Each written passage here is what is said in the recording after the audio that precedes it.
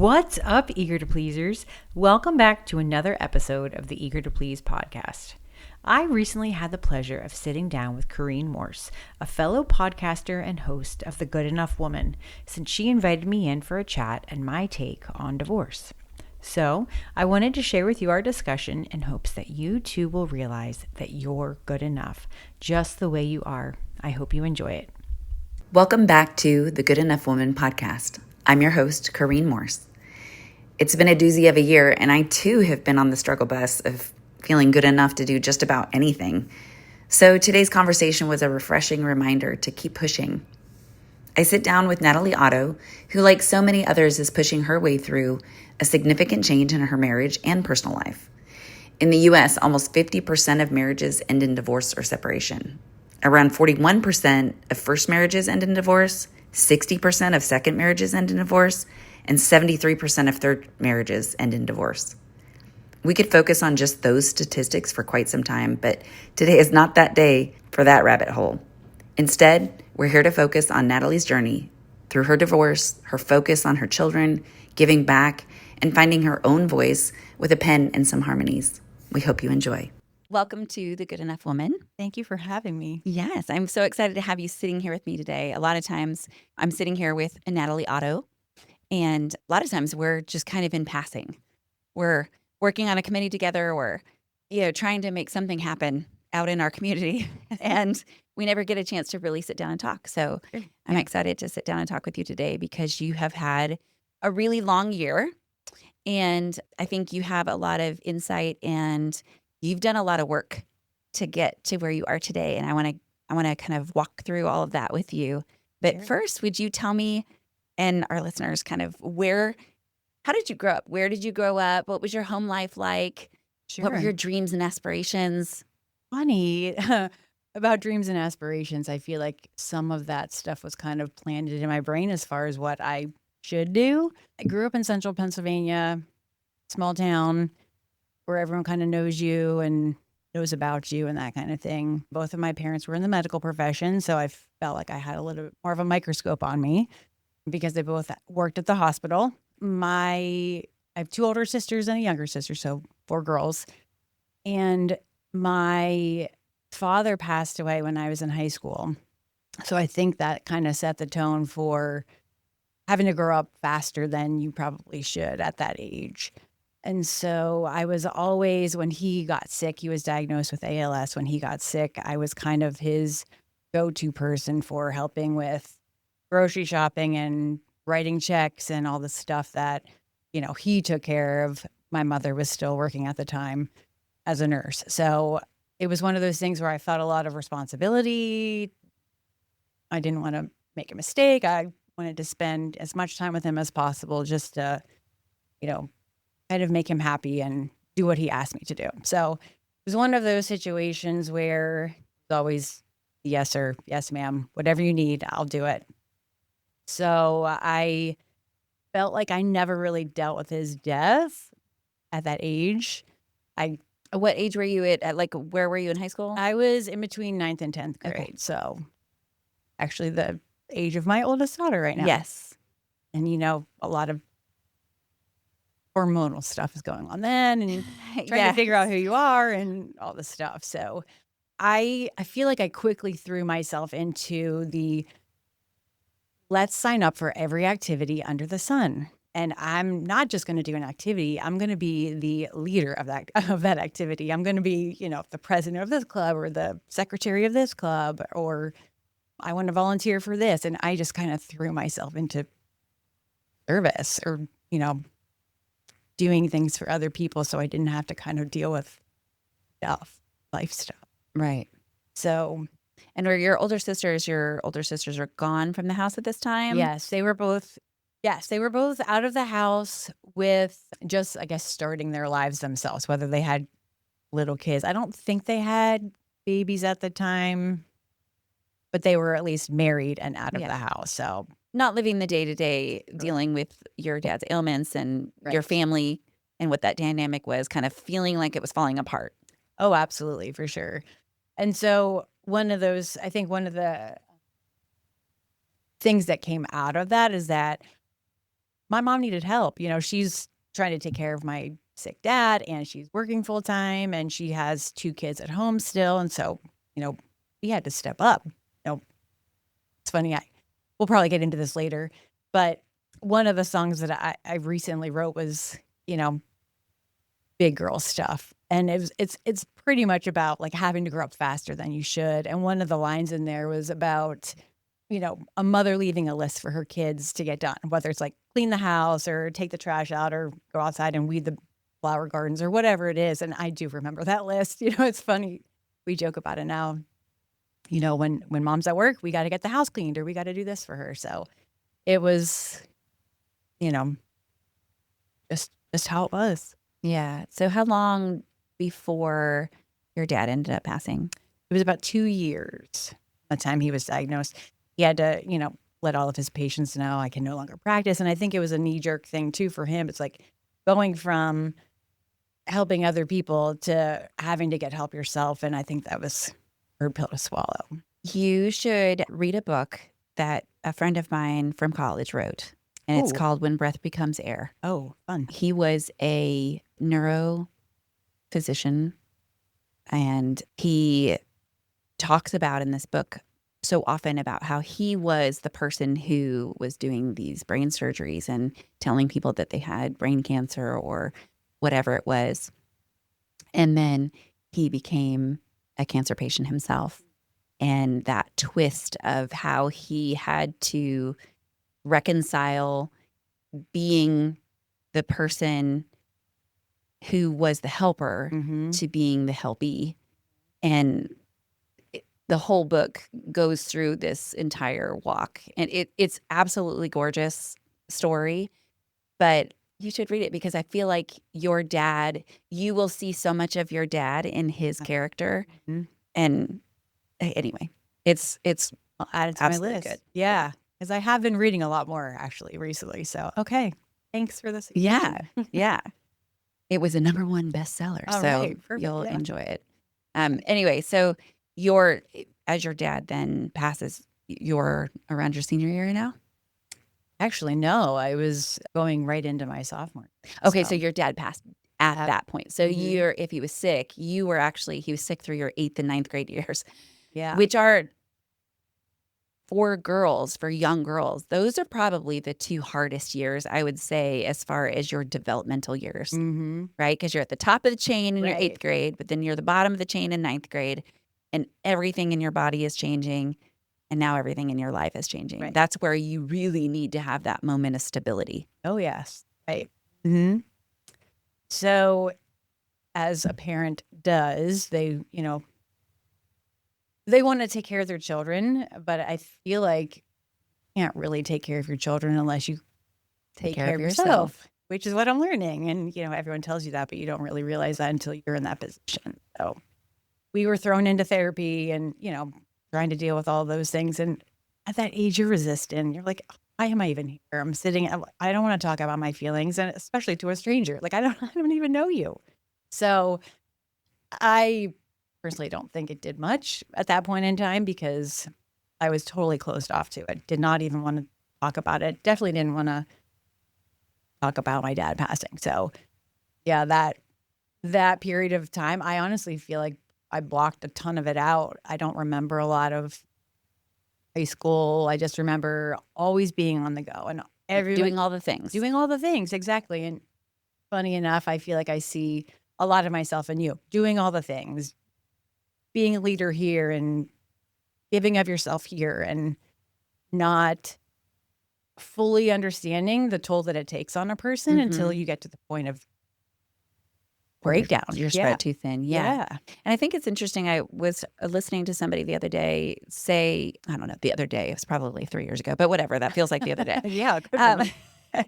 But in talking about how, the busier people are, a lot of times it's those people who are just not wanting to deal with their own life. And while I think that's true in a lot of ways, I took a step back and looked at myself in that situation too. And I was like, oh, yes, when I was younger, that is what I was doing. Then it became a habit. Yes.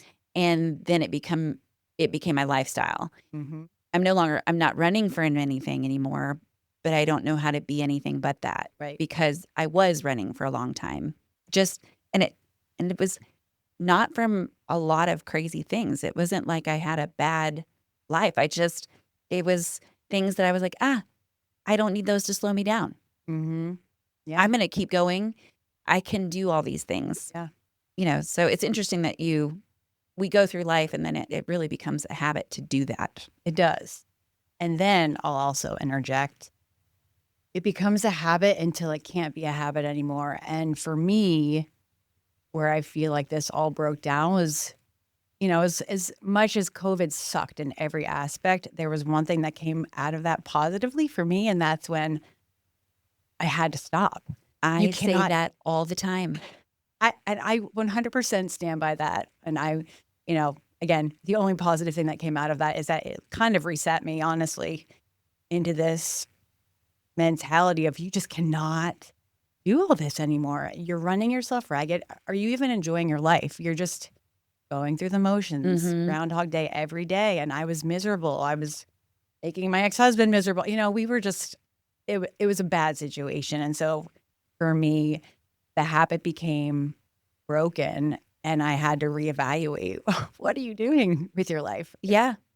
I find myself doing that still now where I go like, wait, you said you weren't going to add these things back. Right. Because I also felt that same way during that time. And it wasn't me making the decision or me letting anybody down. The world did stop. It did, right. It literally stopped. And I was enjoying the time that I was having. Now I was trying to still keep my business running. So I was still doing things and I was exhausted. Mm-hmm. But I didn't have to say no to not going to, nobody was inviting me places that I felt like I needed to go to or to try to mix, I've got this much time in my schedule and I can make that work for somebody. Right. I keep saying that many times that it actually allowed us to slow down. The world has picked up pace really fast again. Yes. And I find myself trying to stop myself to say, hey, it's okay. You don't have to do that. And it's really hard to say no, but I have said it more. Good for you. Because of COVID. Proud of you. Yeah. Thank you. I need to say it a lot more, but it's okay. Yes.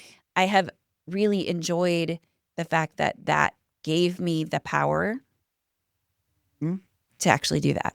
Yeah. So for that, I'm very thankful for that time, regardless of all the other, whatever. Mm-hmm. I feel like it was really actually a really good reset for a lot of people. Mm-hmm. Yeah, 100%. And in fact, that was the catalyst to get us down here from Maryland. And that's a whole nother story. But yeah, I feel like just kind of figured out who your tribe was, who supported you, who was in your corner and cheering you on, because when you're so busy, you can't really filter through a lot of that stuff until, your world pretty much comes crashing down. And for me, running from, PTA meetings, Girl Scouts and gymnastics and whatever else the girls were involved in, all the stuff on your list, I had no energy or anything left in the tank for living a life as just a human being instead of a mom or a wife or a sister or daughter or whatever. And it just totally put a lot of stuff in perspective then. So, yeah. Yeah, this podcast itself is something that I thought about for, I've said this many times, 7 years. Wow. And I just hadn't done it. It was like I didn't have time to do it. I didn't think I was enough to do it. All the things, all of the emotions. And even though it's one of those things that I did add onto my plate, I added it onto my plate for me, and so I haven't done any interviews for the last 2 months really, and just kind of started doing them again. And I realized how much I missed it, and that was something that I really did to fill my cup. Yeah. And that I should not feel guilty about the time that I'm taking to do it, because that's doing something for me. Absolutely. And I'm okay with that. And those are the balances that now I have to consider. Am I doing this for somebody else? Am I doing this for my kids? Am I doing this for my husband? Am I doing this for me? And I'm good with all of those things. I will absolutely do them for other people, but I have to make sure that it's in a balance. And I always joke that, since I started coaching again, gymnastics. And then of course we bought the gym and it was like, what am I doing? And I kind of started laughing and I said, it's weird, but I'm going back to my own basics of literally my physical body. And I'm putting myself in positions of balance. And my family used to call me the beam queen, where it was balance for me. And I didn't realize that literally this moniker that my family had given me in my childhood would actually become who I am still today in a very different way. Mm-hmm. The beam queen now is not me doing tricks on the beam. It's me balancing the things that I want to have in my hands and what can I balance while still staying on the beam, because that's what I want to do. Mm-hmm. Anyway, it's interesting. It's super interesting. So I'm curious how you find that balance and how you allow yourself to be okay with there's only 24 hours in a day and you kind of have to pick and choose. Listen, I suck at it still. Okay, I was curious. I'm like, so how did you get there? I'm curious. I mean, no, I still suck at it, but I am evaluating it now where I was not before. Okay. I was just saying yes to everybody because I didn't want to let people down and because I felt good to do things for other people. Absolutely, right. But now it's like, what aspect of my life is this filling? What aspect of that? Does that person really need me? And does it have to be me? Mm-hmm. So that's given me a little bit of freedom to say, I can still help this person, but it doesn't have to be me. Yeah. Yeah. So anyway, not enough about me. Back to you. Well, going off of what you just last said, because I'm pretty sure since I've been reevaluating my life for the past 2 years, I'm pretty sure that's where that came from for me, is that I wanted to feel like I was helping other people. And that's how I defined myself. Mm-hmm. I went to school, I got a college degree, I have a couple certifications. I wasn't doing anything with those when I was a quote unquote mom. People do not realize that is the most important job ever, I feel like, on this planet. And, teaching your offspring to be good human beings is a huge responsibility. And to even do it half right, pat yourself on the back.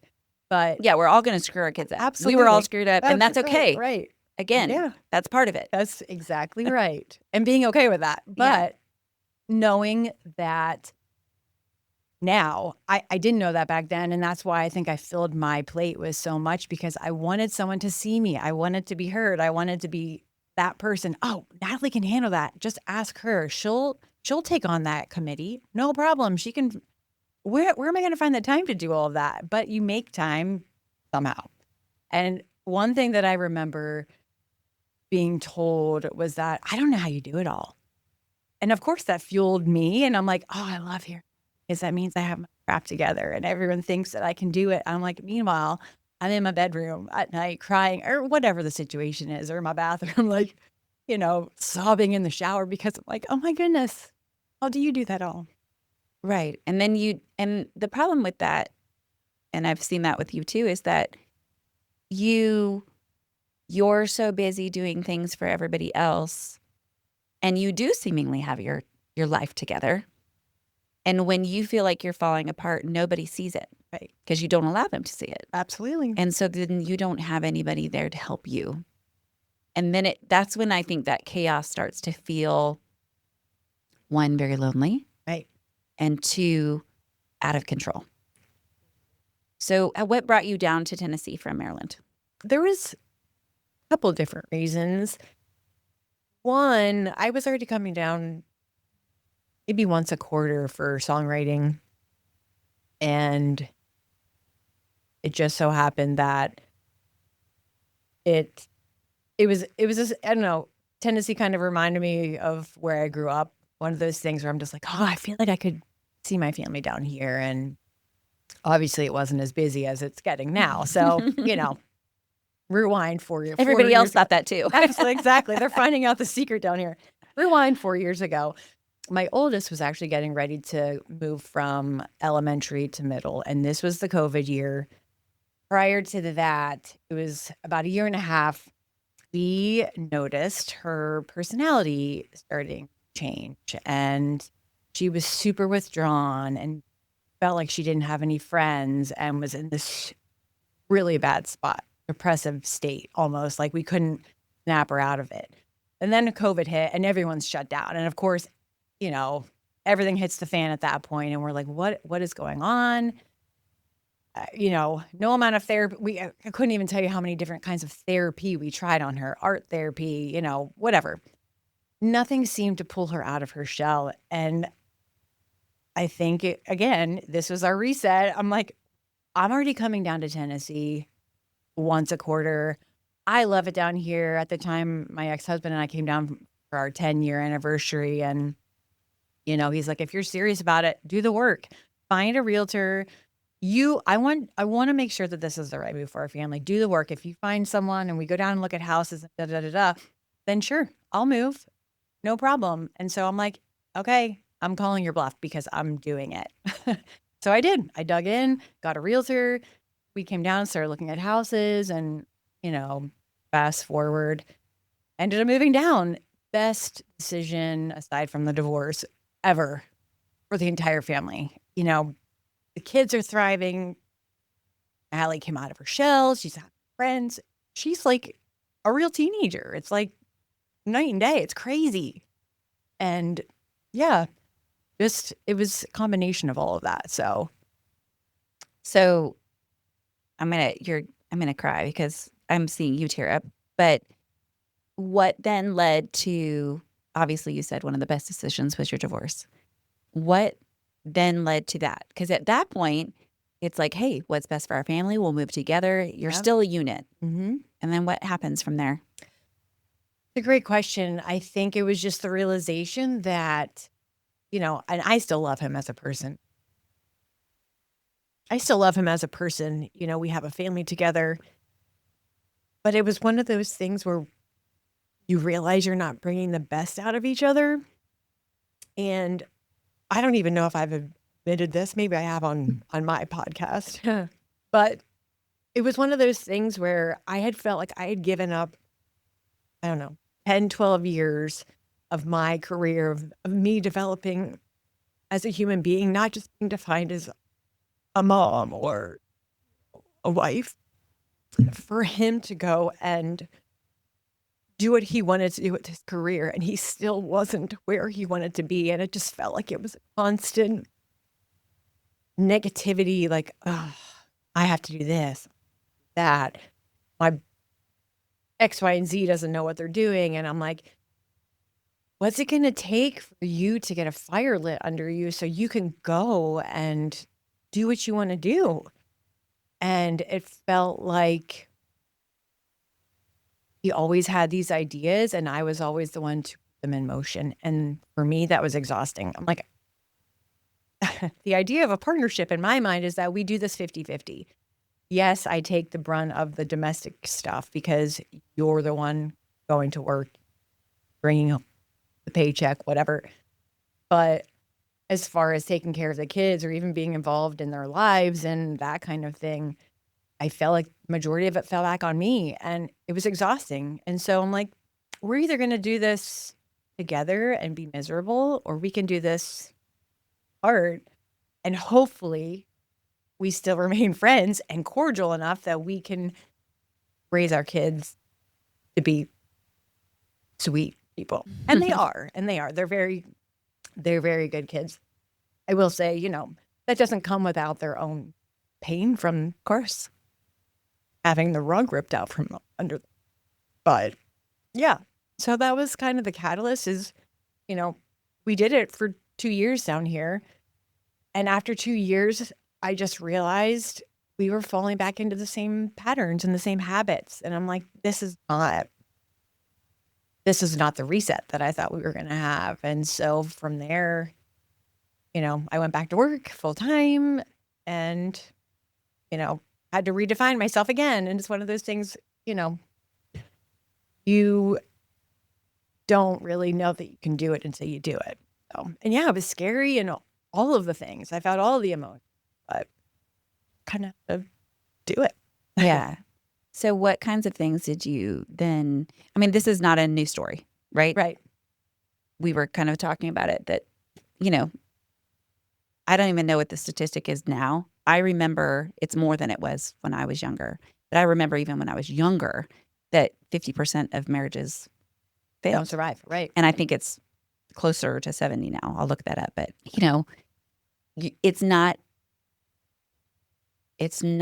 so far removed. Your kids do have friends that have gone through it. Yes. Some of them have, it's been good. Some of them, it's been bad. Right. And so there is all that fear. And I think you said something too. It's like for somebody who can do a lot, you don't want to be a person that says, oh, I was fired. You don't want to be a person that says, I'm divorced. You don't want, there's some little things, a stigma that even though you guys made this decision together, you don't want people to look at you and say, well, what's wrong with you? Exactly. Absolutely. Especially because I could hold myself together. Not being fake. I just don't want people seeing that side. It's said you have the scarlet letter that you wear in your sweater now, or the big D. And, you know, heaven forbid anyone says divorce. And yes, that was probably the reason why it didn't happen sooner, is because I didn't want anyone to have that image of me. Yeah. What's wrong with you? Why did you get divorced? Yeah. So, and you talked about at the time, I'm going to get to this little part really quick, but you talked about really having to figure out that definition. Did you pull back? What were some of the steps that you almost immediately took where you said, I got to do something? Again, I hate going back to COVID, but the very first thing for me, I actually had, embarrassingly, but everyone was safe. It's fine because everyone was locked in the house and no one could go anywhere. I actually locked myself, and I say this on my podcast, I locked myself in my room for almost 2 days straight at home. I had a complete mental breakdown from going from 1,000 miles an hour to nothing, having everything, every activity, every outing, every social encounter ripped from you when you've defined yourself by, oh, I have this meeting scheduled and this one, and I got to meet so-and-so for this, and I got to take the girls here. Going from warp speed to having everything is completely deleted from your calendar. I didn't even know what to do with that. I'm sitting at my house like, well, we don't have to go here today, girls. What do you want to do? Let's color, let's do this. And they were really little at the time, obviously, but Halsey was working from home. So everyone was safe. And I'm just like, I can't do this. I'm miserable. I don't even know what to do. And I did. And I wrote probably a handful of songs because I'm like, I'm locking myself in my room and da da da da. So that for me was the start that I realized I cannot live.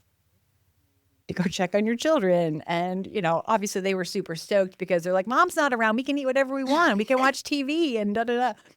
So we joke about it now, but I came out of that, went downstairs and pretty much just cried in front of the girls. I'm like, I'm so sorry. And whatever I said, I don't even remember, but I know we just had a big group hug and the girls didn't even understand really what was going on. They just thought, oh, Mom's writing songs in her room.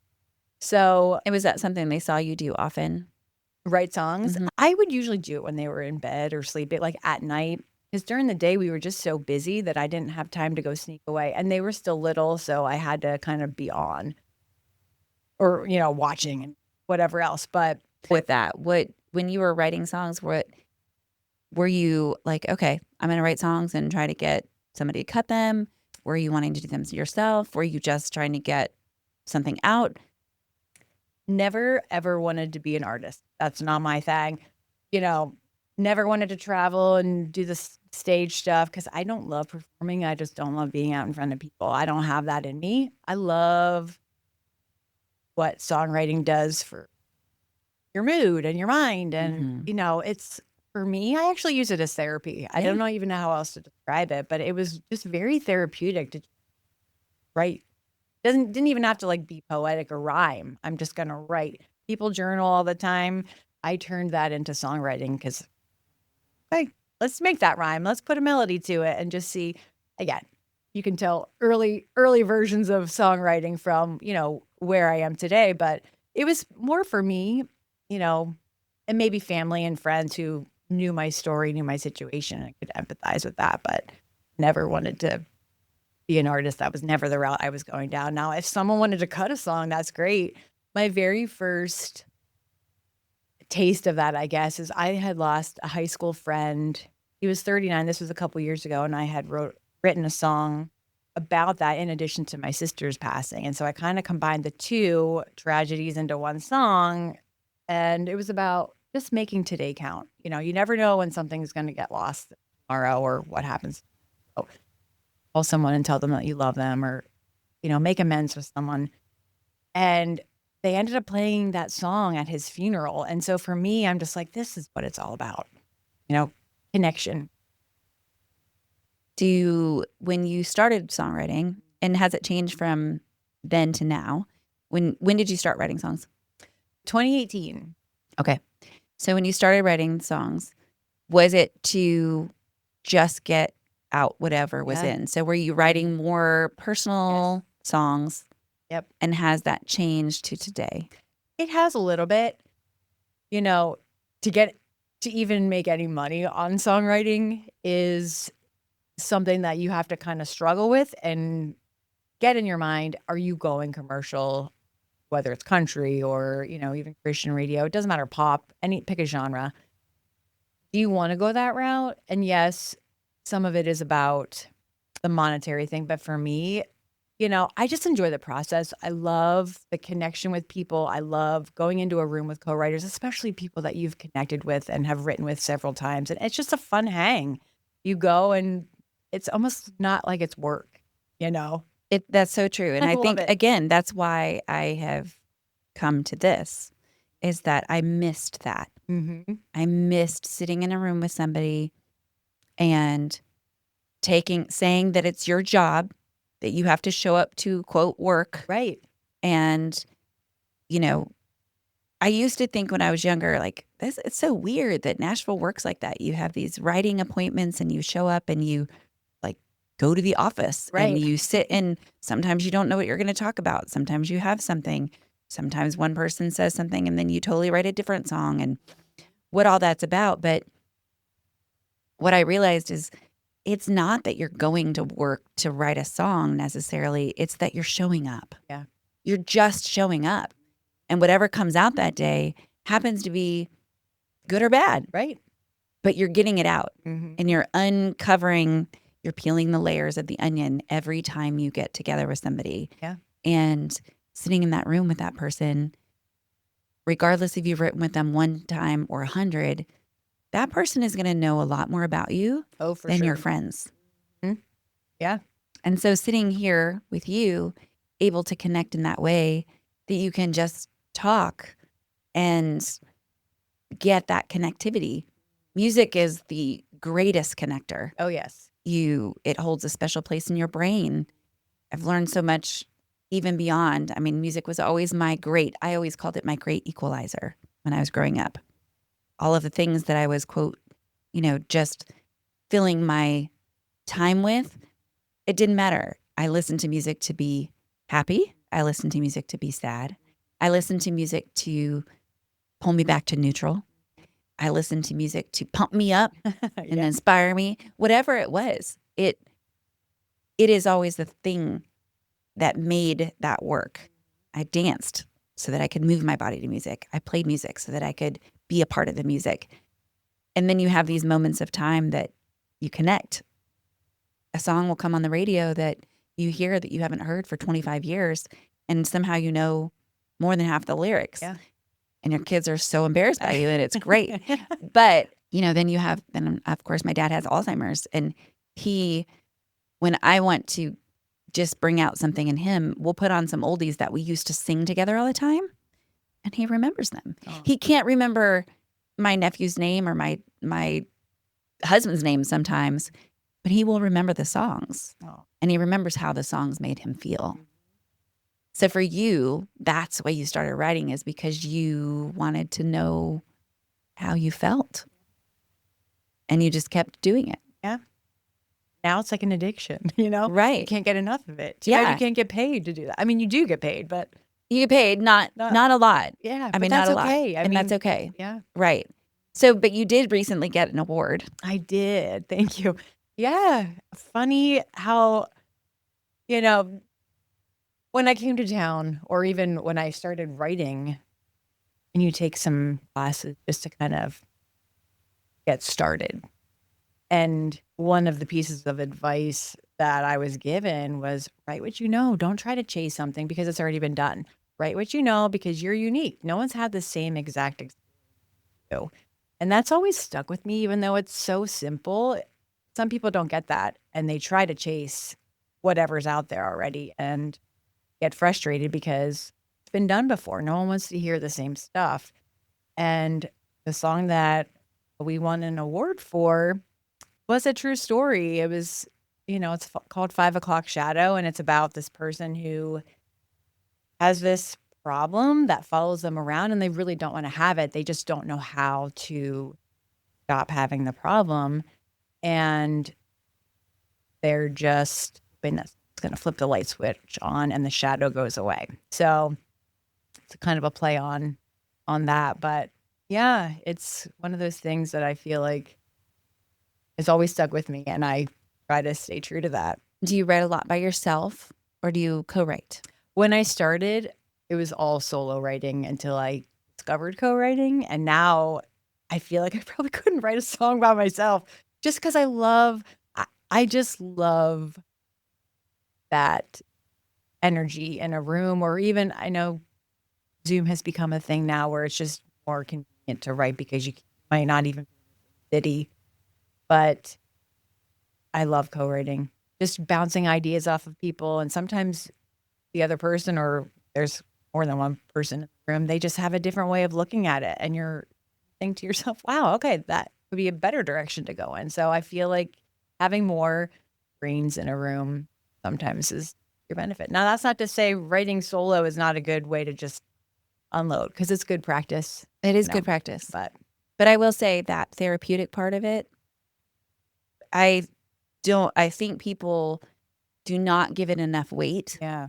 Because you may not be sitting with your co-writer talking about your divorce right out. You're not sitting there like you're sitting here with me, but you're talking about it. Yeah.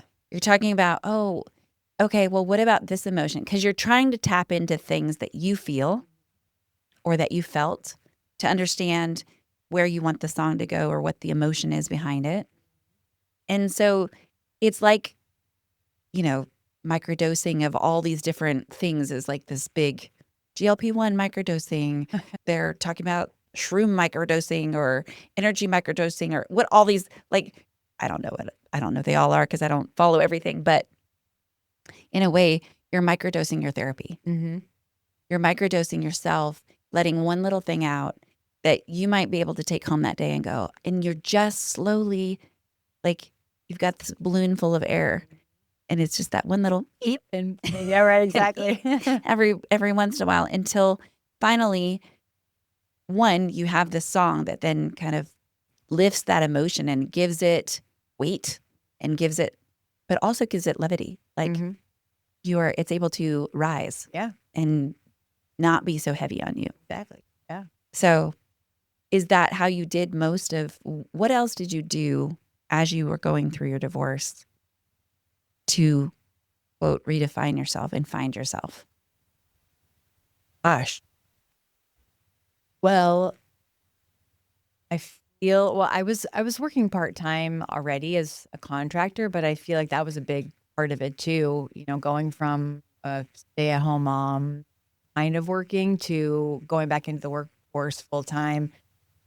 And did you have guilt doing that because you were no longer there for your girls? Oh, in the same way. Absolutely. Absolutely. And we had puppies at the time too. So it's one of those things where you can't have it both ways. And I've talked to other working moms about this, that they feel guilty because they go into an office and they're not home for the kids. And stay-at-home parents feel guilty because they're not either bringing home a paycheck, or they've lost themselves completely and they're defined and chained to this notion that all stay-at-home parents do is just sit on the couch and eat bonbons, and that could not be further from the truth. They're just as busy, if not busier, and it's a mental load when you're taking care of kids, it's a mental load. So, absolutely, totally felt the guilt. Even now, I still feel the guilt, not just because, mom's not home all the time, but because they have to split time between houses too, and that was a big thing.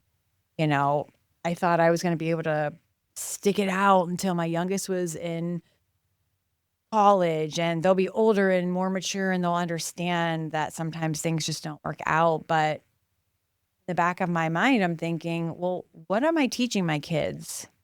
Am I teaching them that it's normal to just fight through something? Now, granted, this is an aside. Some things are worth fighting through. You stick it out.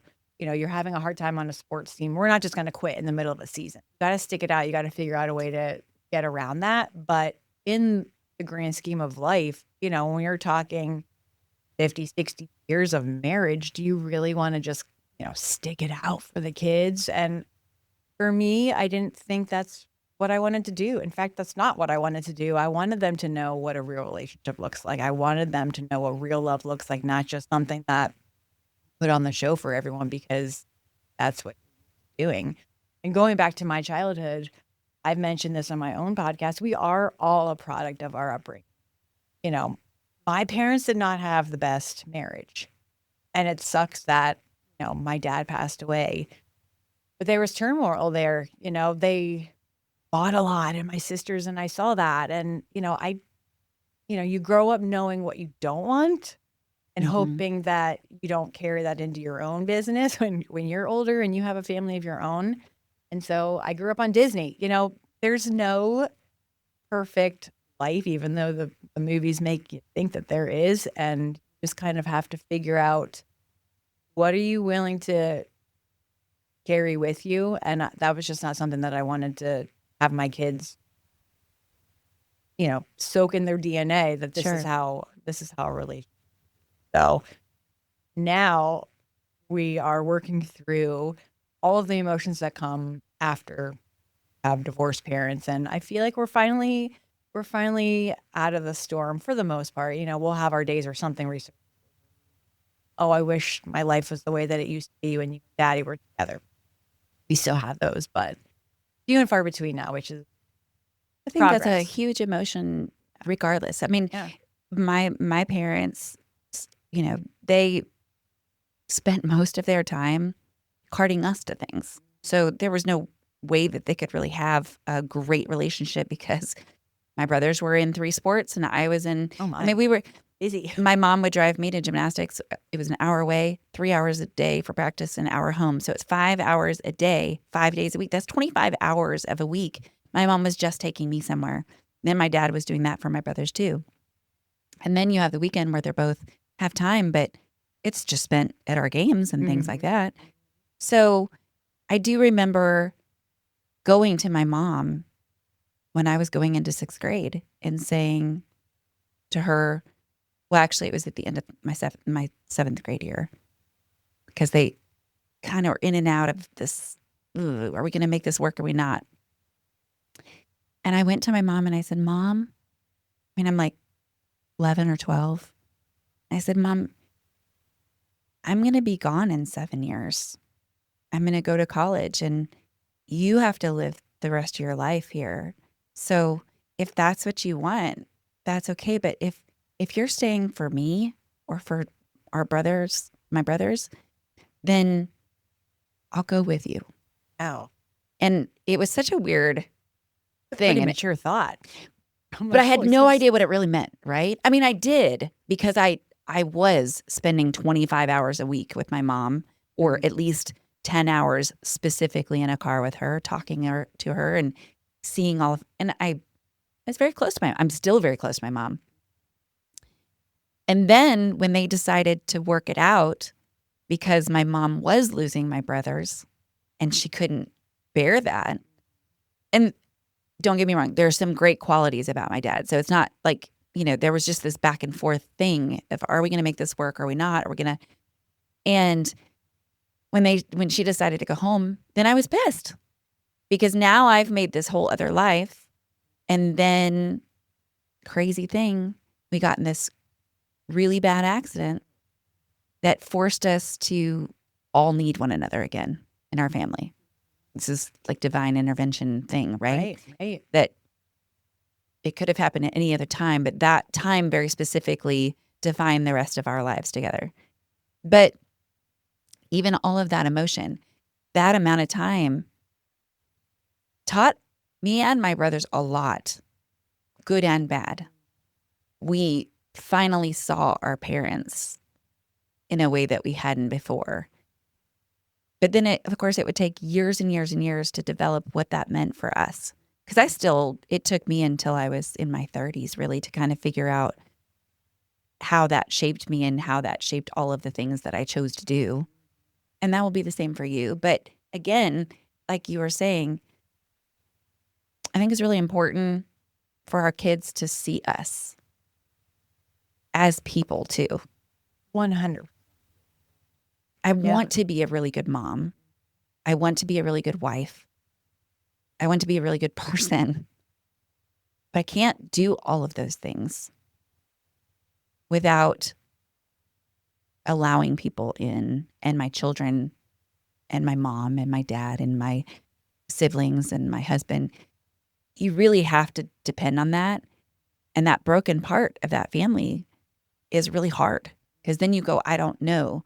I would tell my brother things, and he and I had this really tight pact. And we would talk about, we would go to a game where my oldest brother was playing, and my parents would sit together. And my brother and I didn't want to sit near them at all. We wanted to go do our own thing and talk. Mm-hmm. That's kind of all those things that happen as you go through divorce or separation. And there's a lot at play. Yeah. I love what you said, though, about letting your kids see you as a person, not just mom. Because I think helping them realize that life is full of mess, it can be full of beautiful things, too. It's a balance of both. But if you make everything perfect for them, which is what I was trying to do, I never wanted them to hurt. Yeah. But having that moment of that messiness and letting them, you said something that I loved, which I've always thought, and my mom said it to me then. She said, if you told me you would go with me, if I stayed, what was I teaching you? Because you clearly saw it. You clearly understood where I was.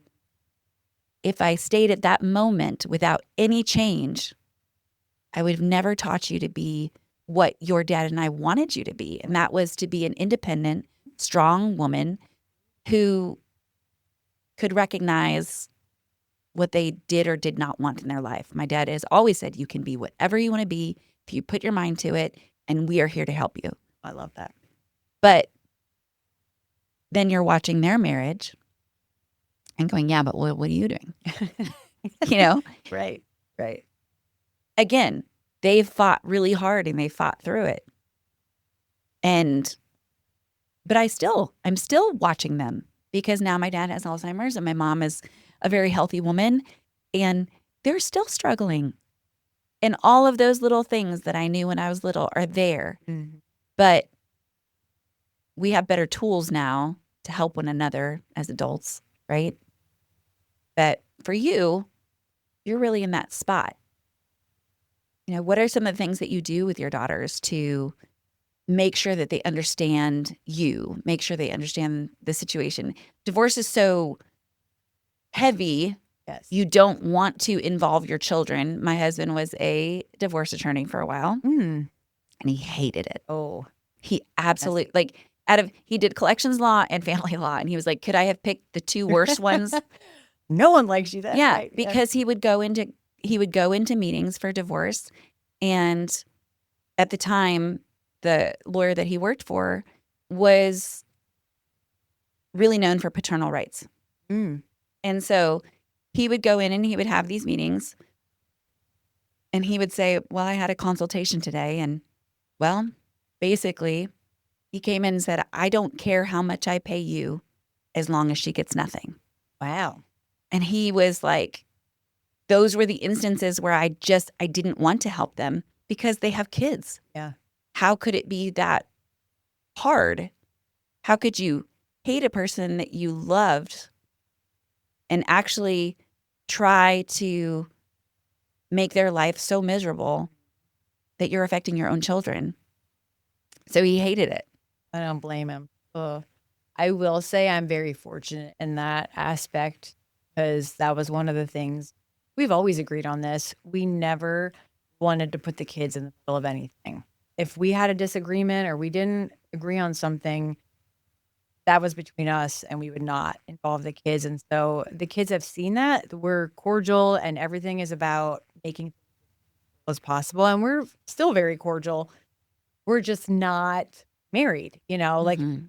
he doesn't control me. I don't control him. There's no, you live your life the way you want to live it, and I will live my life the way I want to. So I'm hoping that the girls see that there can be peaceful outcomes in something that's not such a nice, thing. Yeah. Family dynamic, but I remember one time that my husband and I were it's a really stupid. It was some thing where I needed him to go get something off of someone's porch and he didn't do it. And so then I had to do it. And then we got in this really nasty fight. yeah. It was dumb. We were trying to leave to go somewhere and whatever. But we were yapping at each other a little bit. Not much, but just enough where like we don't usually fight in front of kids at all. And we didn't really say much. It was like, let's just get in the car, whatever. Right. It was just the non-talking kind of thing. And I remember my son, this is maybe like 3 years ago. So he's like 11. He goes, Mom, are you and Dad going to get a divorce? Oh man, yeah. And I looked at them like, oh man, we do not fight in front of you nearly enough. We actually have to change that. Yeah. We actually have to make sure that we disagree and the children see how we come through it because we're not teaching them what we need to teach them. Right. Yes. We're keeping that from them. So I think that's the hardest thing about your situation as well. Every parent has to go through that. But when you can do that in a family dynamic and try to figure out how to expose them to parts of your life that are safe, appropriate, yeah, age appropriate, exactly. But then you're going through this divorce, which absolutely affects you, absolutely affects your husband, absolutely affects your children, but you're not supposed to talk about it. So what kinds of things did you talk about with them? We actually, so going back to the story that you just shared where you're like, Mom, I'm seeing things between you and Dad. Kids are not dumb. We like to think that we're shielding them from the world and all the bad stuff, but they have amazing vision. And it was my oldest, actually, her 8th grade year, noticed that I was sleeping in a different bedroom, and I made the excuse, just gotten these puppies. I didn't want to wake anyone up. So I would be the first to hear them by sleeping in the spare bedroom. And, that went on for, maybe 2 days until like, yeah, right, you're lying. And so she picked up on the fact that for months I had been sleeping in a different bedroom. Something was happening. And, as it would go, we had a conversation one night in her bedroom. Looking back, I don't know if this was the best thing to do or not, but she kept that secret until the end of school because we had to get through finals and we had to get through all these other things. And we're like, please don't tell your younger two sisters because don't want them getting upset, And I feel like she did a really good job of keeping that a secret until we pulled them all aside at pretty much the last day at school, sat them at the, we were like, we have something to tell you guys.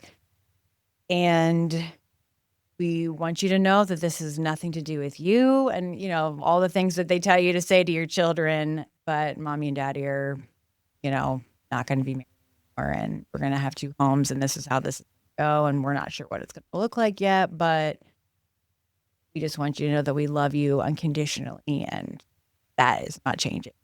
So yeah, that's kind of how that went down. But it was just amazing to me that we weren't hiding anything. They just picked up on that. Yeah. I had a girl come in to practice one day and we're just there and she comes in, she goes, well, my parents are getting divorced, but I get 2 Christmases and I mean, it was like this unload and I did not know what to do. Yeah. Right. Yeah. But I also thought the resilience of kids, Mm-hmm. they must have done a good enough job at explaining something that's what she took away from it. Yeah. That was Mhm. like, yeah, I know it's going to be different, but here's all awesome things I get from it. Right. Right. And, that's really difficult to work through with children. Yeah. How old when you told them, how old were they? Let's see. 13. No. Yeah, I think 13, 10, and So your oldest is kind of now at the age that you were when your dad passed. yes. Did that affect you in any way about how you were going to talk to her or what you did that was different? Obviously, different scenario. Your dad passes, he's still around. Yeah. Your ex is still around for your daughter. So it's not the same necessarily, but that feeling of abandonment or loss is still there. Absolutely. So my oldest has this insane intuition and knows the right questions to ask. I don't know where she gets it from. It's almost like she's super in tune to people and their hurt and their happiness, any kind of emotion. She's super in tune to it. And so she almost is like Teflon. I mean, it kind of just rolled right off of her because she didn't think, well, one parent loves me more than another, or my life is ending. And she wasn't dramatic about it. She was very mature, actually, which kind of surprised me because thinking, wow, I did not have that kind of head space at your age. In fact, I totally withdrew. And maybe it's because of I don't know, weird about, your zodiac signs. I'm a Cancer. And so I withdraw. I put my shell on and don't talk to anyone. And you're not going to get close to me because I don't want you to know. I don't want you to know all of me. So I'll keep you at an arm's length. But for whatever reason, she handled it a lot more mature than, we thought she was going to. So I guess I didn't have any, and it's not that I'm not concerned about her because I still try to pick at her to see, like, is anything bothering you? And she and I have a very similar relationship to what you and your mom have. We're very close. And so I feel, and she has a problem, she will come and talk to me about it openly. Now, I will say, so their dad is seeing someone now, and she almost didn't know how to talk to me about it because she's like, I didn't want to feel weird, and I didn't want you to, get upset with me because I'm having this relationship with her. And I'm like, oh, this is also tricky because I want you to have a relationship, especially if she's good to you, and she loves you. I love that for you. But yeah, I'm kind of like a little bit, it stings a little bit because I don't want to have another woman in your life, but I want you to feel safe around her and to be able to talk to her. So there was that time where I feel like she doesn't know how to dance around that yet. Well, I feel like that's tricky regardless because Yeah. even if she's an amazing person, our biggest fear, or I would say for the most part, many people's biggest fear is being replaced. Oh yeah, absolutely. Right? Yeah. That you just don't want someone to take your place, and she's not taking your place, but she is filling that void in that place. And that is really hard. I can't imagine, even just looking at my parents or really looking at my husband's dad. My husband's mom passed away.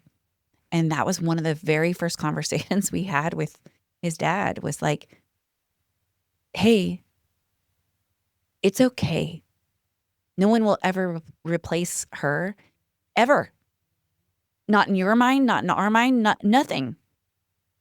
But we also want you to live. Right. Now, we can have that as an adult conversation with him. But even, I don't know that his brother would feel the same way. I don't know. We haven't had that conversation. I don't know that he would feel the same way. It's a really hard conversation to have with somebody. That happens often when parents get divorced, and especially if they're young. They don't want you to feel betrayed by them. Exactly. But they want to be part of their dad's life.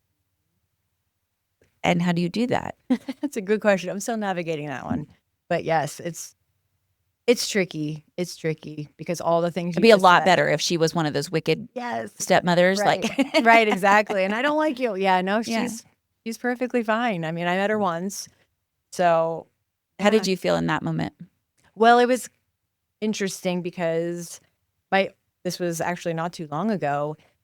My oldest was getting an award for math. He did very well in math last year, and they were having a ceremony for all of the students that were winning academically.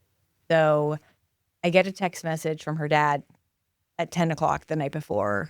Hey, Natalie, just want to make sure you know that Allie invited, my girlfriend to her awards banquet. Didn't want to, thought, Just show up. Yeah, exactly. And I'm like, that was kind, though. Very kind. I was like, Yeah. Thank you so much for giving me the heads up. And immediately my heart's in my stomach because I'm like, I thought Allie had a relationship with this. Why didn't she tell me? Why is this not coming from her and it's coming from her dad? And so I'm like, oh, talk to my mom about it because she's usually my go-to. And I'm like, Mom, what do I do in this situation? She goes, listen, tomorrow's about Allie, which she's right. Tomorrow's about Allie. It's not about me and my feelings and that she hurt me and da da da da. And she goes, after she gets her award and take pictures and say her goodbyes, and then maybe later that night or even the next day, have a conversation with her and just tell her how that made you feel and that and try to understand why she didn't think she could come to you and tell you directly instead of having it go through her dad. And so, like, great idea. Comes out that she didn't want to hurt my feelings and she wasn't sure how to navigate that. And I totally understand that. But I'm hoping that, as this progresses, and they see each other for longer and longer, that it just gets easier for her to say, like, hey, Dad's girlfriend's going to be here. And that's fine. That's great. Kind of. But, you know what I mean. Yeah. So, Well, and hopefully one day she'll have to navigate that with him as Yes, well in a right. different way, right? Well, yeah, It just maybe. is- Who knows? I don't know. I think I've come to the realization that I am not meant to be like defined by a relationship. And Mhm. it's one of those things where I've found freedom doing my own thing and being my own boss and not having to be, answering to so and so and it, just trying to figure out who I am as a person Mhm. instead of being defined by all these check boxes. So still working on that. I'll let Yeah. you know. No, I feel like that when you figure it out, let us all know. Yeah. But I feel like when you figure that out, most of us are gone. Right, exactly. Right. Because I think you spend most of your life trying to figure that out. But that navigation is really, really important. And, I love that you just said that you didn't know how to talk to her about being hurt by it. And she didn't know how to talk to you because she didn't want to hurt you. Yeah. Like you guys are both coming at the same problem. And I think, again, that's something that as parents, especially going through a divorce or any kind of really hard situation, is to take a deep breath, acknowledge your own feelings, but acknowledge theirs too, and really try to come at it by looking at the mirror and then looking at reflections of your children too. Because what you think is the case, so many of us are like, the doom scrolling or Yeah. Right. the easiest way to not hurt yourself is to think of all the scenarios. So, okay, well, we're getting divorced. Okay, well, here's how I feel. Here's all of these things. You can think about them all day long. It's never, very rarely is it going to happen in the exact way that you just thought. Right.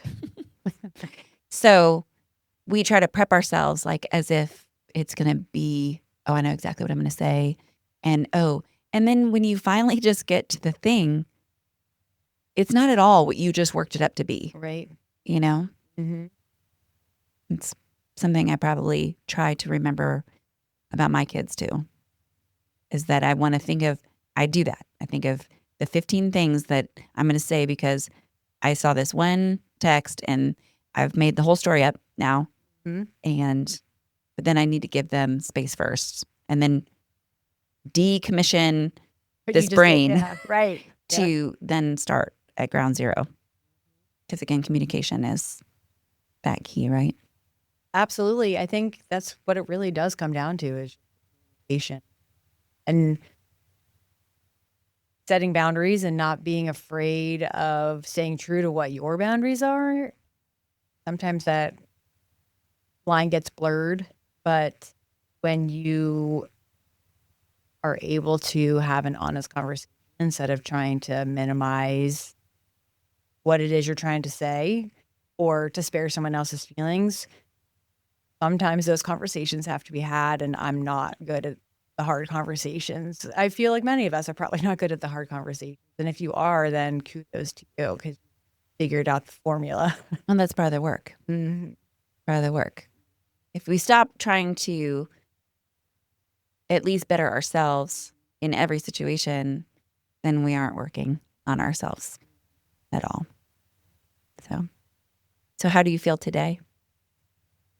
Lighter, I mean, just I don't feel like I'm carrying this weight on my back, pretending to be in something that I'm not really in. And it's not because, I'm trying to come across as this fake person. It was just, honestly, I didn't know how to communicate what I was feeling, I think is what it really came down to. And I do feel happier. Not because we had to put our kids through that or, even ourselves through that. It's just, life's too short. Just go through the motions and not really live and experience. So now I feel like I have the freedom to do that in whatever capacity that means. And sometimes you do have to sacrifice what you want to do because I have the kids that week. And I do that. I feel very much tied to that thought of when I have the kids, that's my time with them. And that's when we do fun things. And on weeks that I don't, then that's when I can focus on myself. So I feel like there's that balance there. Some people might not agree with that. They might say, I've "Hey, actually always thought that was one of, if there is a benefit, I've always thought that was a benefit, mm-hmm. Is to say, hey, you are this person today, and next week, go do all the things that you want to do. Whereas when you're still in it, it's constant. Oh, yes. It's Yep. even my husband and I try to say, hey, go do something with your friends. Go take a weekend. Like, you have to do that. You have to stay connected with your friends. You have to go do something for yourself. Yeah. Go fill your cup. We both feel super guilty every time we ask. Yes. And it's 100%. always the most inconvenient time for the Mm-hmm. other person. Mm-hmm. And it's somehow something happens during that weekend that makes it the hardest weekend ever. And Yeah. so, All of that. to be able to look at it and actually look at it as a gift for you personally, there is something about that. Yeah. That's not to say, going back to the whole guilt thing, that's not to say that didn't linger for a very long time, especially when it was so fresh. I didn't even know who I was or what to do without the kids because my life was defined by them and everything that we did. And to feel okay if I wanted to go listen to some music one night or if I wanted to go out with some girlfriends, I didn't have to feel guilty that I wasn't home with my kids and allowing myself to go be a person too, not just, staying at home. Which is So, something I feel like I wish that if we were going to take something from that married couples would do more often. And that is to say, hey, build in time for yourselves. yeah. Build in time for each other Yes. and build in time for yourselves because Yes. we don't do that. And we do let it define.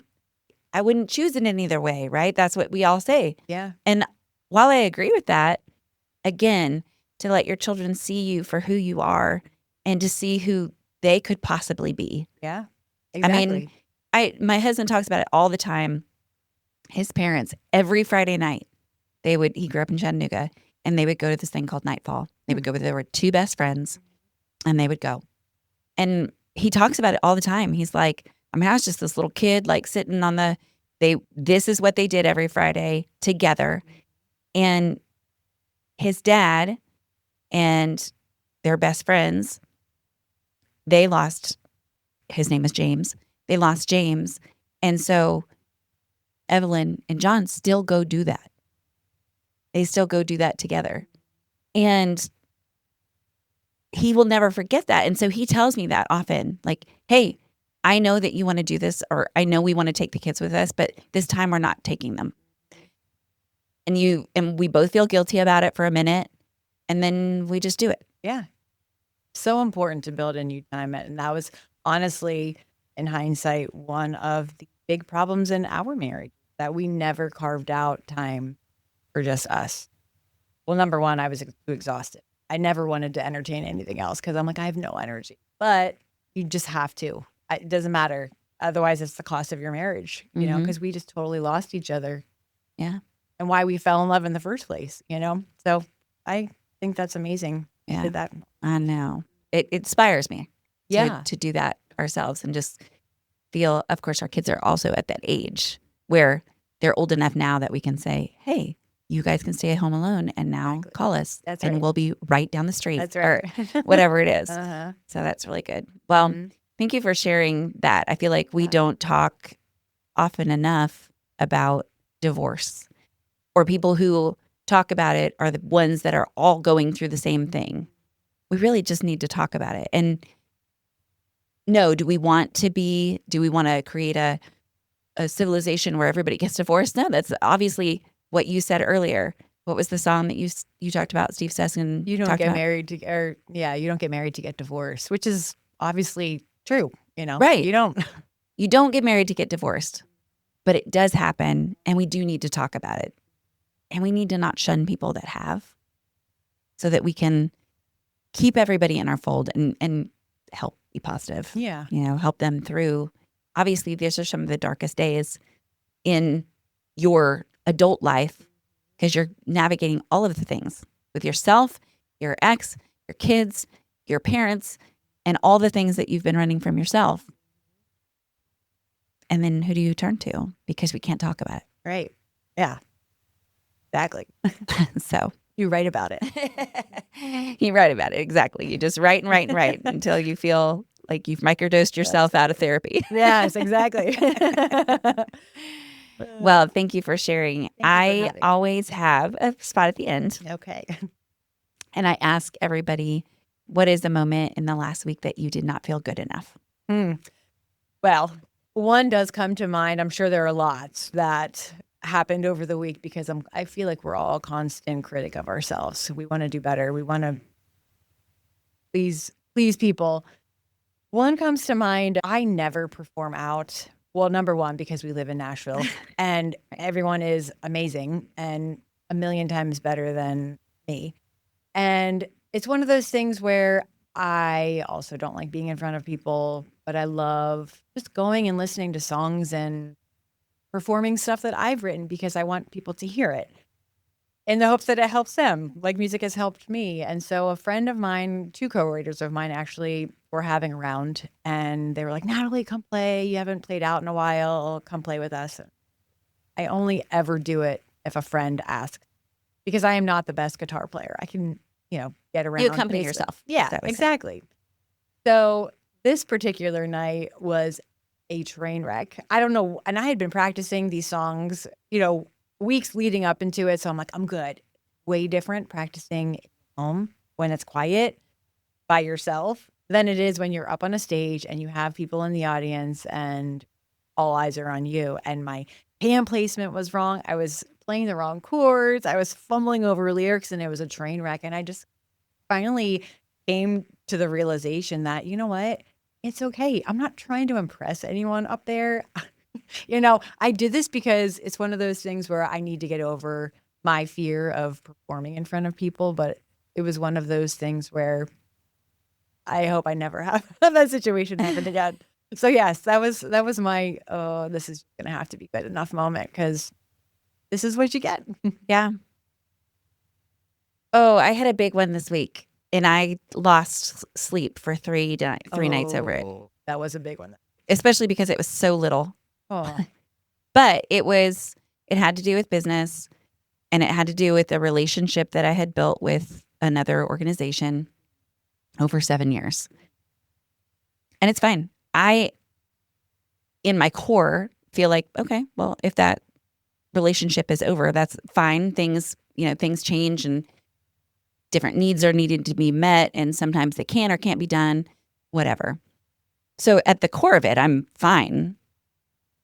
But the way I found out was what ate at me so bad. And I found out from somebody else that asked me if I was still helping them. And I was like, well, I haven't heard otherwise. I don't know why. I don't know why not. But then did a little bit of digging and reached out and was like, hey, this is kind of the way that we've done things for this 7 years. And is that still the case, or is there something that's changed? And they're like, oh, yep, sorry, we had a vote. It's all done.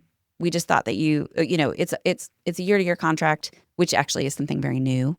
That's only been like a 2-year thing, and yet we just decided to go a different way. And I was like, okay. And I think what I let happen is that I, one, felt just disrespected. Yeah. Like that I had poured my heart into trying to help, and I bent over backwards and did things that I wouldn't do to help, realizing business-wise that those things that I was doing to help was actually causing some of the problems because it wasn't straight across the board, like this is just how it goes. And so I just kind of I just lost sleep about it. I just kept thinking about all the things, or like, why would there be no discussion? Why would somebody not come to me and say, hey, here's some of the things that we would like to see changed, or some of the things that we're looking at other people and this is what they're offering. Like, would you guys offer the same thing? There was zero discussion. And it just really got to me because the people who made the decision, I felt like they knew me and knew my heart without, and just chose not to say anything. And I just lost sleep about it for like 3 days until I got up one morning and I was like, hey, well, actually, here's where it turned. Another business I have sponsors some things, and some of the business owners that I own with were like, well, then don't give money to them. Don't give money to them, and give it to somewhere else that will actually appreciate your efforts and appreciate you. And I was like, for an instant, I thought, yeah, I can still give, but I just won't give it to them. And then I was like, that's not who I am. That's not who I want to be. I said I was going to do it. I'm going to do that. Otherwise, I'm just perpetuating the same feeling that I'm having right now. Yeah. And I'm like, I have to just be okay with this. And, of course, doing some research through it, I was like, yeah, that's the amount of mental and emotional give I was giving to make that happen was not worth the feeling I had at the end. And I finally was just like, you know what? It's all okay. Moving on to something else, make the changes, make whatever change it is that you need to make, which we were already making anyway, to be honest. But yeah, it's just that moment. I just felt like, what have I not done to show these people how much I care? What if I've clearly not been enough for them, where I felt like I was doing things that I shouldn't do. And I realized, because you were enough and you were too much. Like, not enough in these ways because you didn't set your boundaries super clear, or you set boundaries that people didn't express to you weren't working for them. And because boundaries can be changed. Yeah. You can actually work with somebody to change your boundaries. Anyway, it was just a very big moment for me to have to go through. And really helped me understand a little bit more about digging deep into who I am and who I want to be. But that feeling of enoughness and that strong feeling of not feeling enough kept me up for 3 days, even though I'm trying to tell myself clearly that what you do is enough. You know? I do 100%. Because it's I think it's just the type of person that you are. I don't know, it's like you internalize what other people's thoughts are of you. Maybe I shouldn't say you, but I know I do. Yeah, you're talking about you, the type of people. You, exactly. We are. Exactly. Yeah. Yeah, 100%, and so you want to be of help. What did I do wrong? Please tell me, I'll fix it, whatever. But that eats at you, and you just cannot live like that. You're like, okay, this is what I have to offer. I feel like this is reasonable and fair, and sorry that wasn't good enough for you. Right. Yeah. Yeah. And it's okay. Like I said, totally okay. And a great lesson to keep moving off of. But yeah. Okay. So for you, I have one last one. And that is, what was your glimmer in the last week? My glimmer. Glimmer as in like aha moment or just like happy moment or any of the above. What gave you that glimmery feeling? And that can be anything to you.